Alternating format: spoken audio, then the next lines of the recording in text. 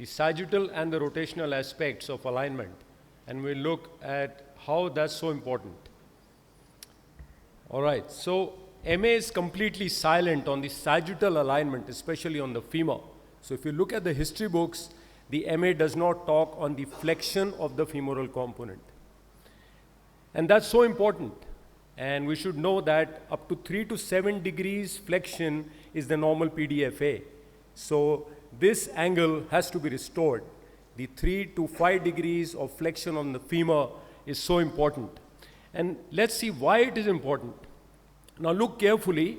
When we are flexing the femoral component, we are under resecting the posterior condyles. So please look at the flexion of the femoral component. It's going from 0 to 5, and we are under resecting the posterior condyles. So it's so important to restore the flexion of the femoral component. Otherwise, you'll under resect and tighten up your flexion space and then do downsizing. So if you flex your femur component more, let's say 5-6 degrees, you'll under resect and then end up downsizing. So that's not done. You have to shape match the femur. You have to get the flexion of the femoral component right, and hence size the femur correctly and not downsize in between the surgery. That's so critical for kinematic alignment. And why it is important?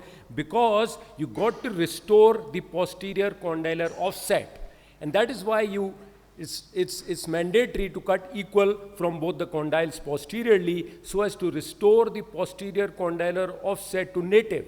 So 9 millimeters from both the posterior condyles, and posterior condylar offset more than 2 millimeters variation will lead to decreased flexion. And that's why it's so important to shape match the femur absolutely correctly and not downsize in between surgery.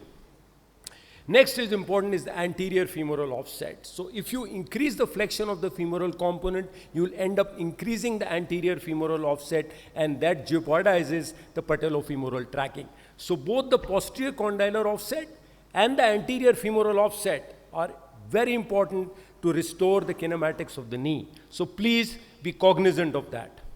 On the contrary, if you flex your femoral component more than 7 degrees, that may lead to failure. So 3 to 5 degrees should be your range, and you should hit that range every time. So more flexion of the femoral component will tighten up your flexion space, jeopardize your femoral patellofemoral tracking, and harm the posterior condylar offset as well. So it's important to get your femoral flexion absolutely right. Now let's come to the tibial slope. Tibial slope is also between 3 to 7 degrees. And it's variable, but you should know how to measure it accurately.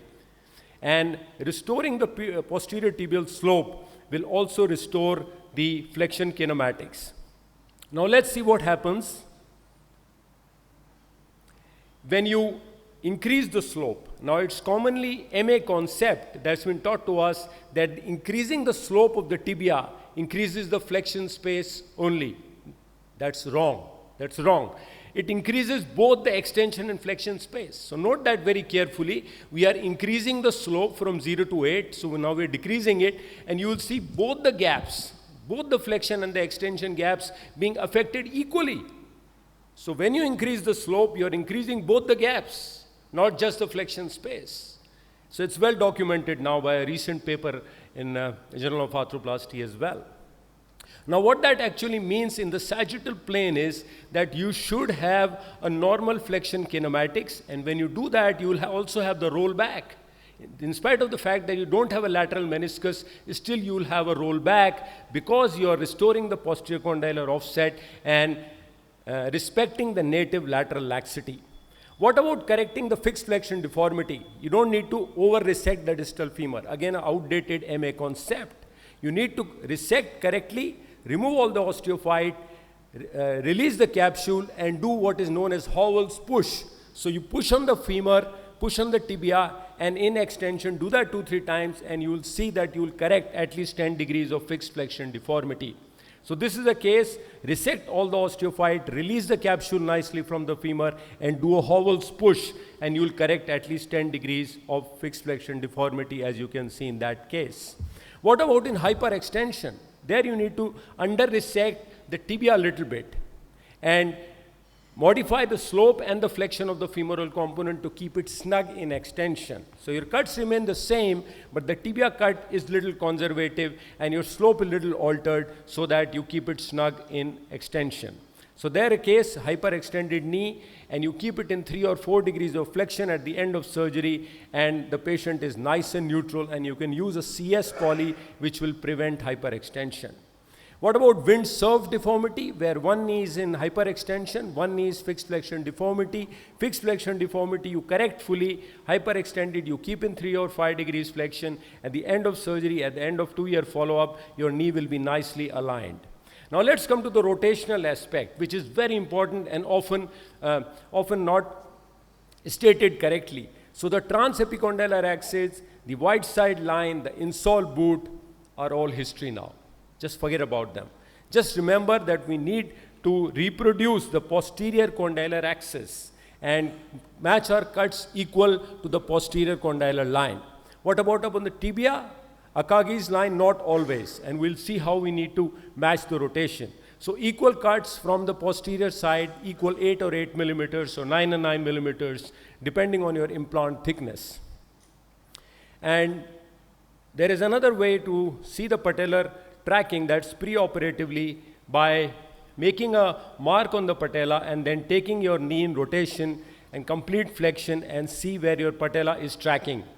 And do that after trial as well, and you will see that you restored the offset. So that line that we're making now is the post-op offset, and you see that we have restored the offset very nicely. Now any mismatch in rotation will lead to abnormal kinematics, pain, stiffness, and a need for revision because the patient is not going to feel it right. Now how do you get the rotation right? Let's see this video. You move the femur on tibia 2-3 times, nicely the whole range of motion, and then see that the convexity of the femoral condyle is exactly matching the concavity of the tibial plastic. And often it's internally rotated. So you got to see that your convexity of the femur is matching the concavity of the plastic absolutely accurately. And you can pin it in extension. So you can pin it there. You have an anterior pin in most systems. You can pin it there and you get your rotational alignment absolutely correct. When you do that, your patella will track in spite of so-called internal rotation of the femur. Every time you're going to get your patella right, provided you get your rotational alignment correct. In knees which don't have this anterior pin, let's see this system, you always have a mark on the femur and the tibia. We'll see that in a minute. And when you see those 2 marks, they should be perfectly aligned. You can see those marks on the femur and tibia, they should be aligned.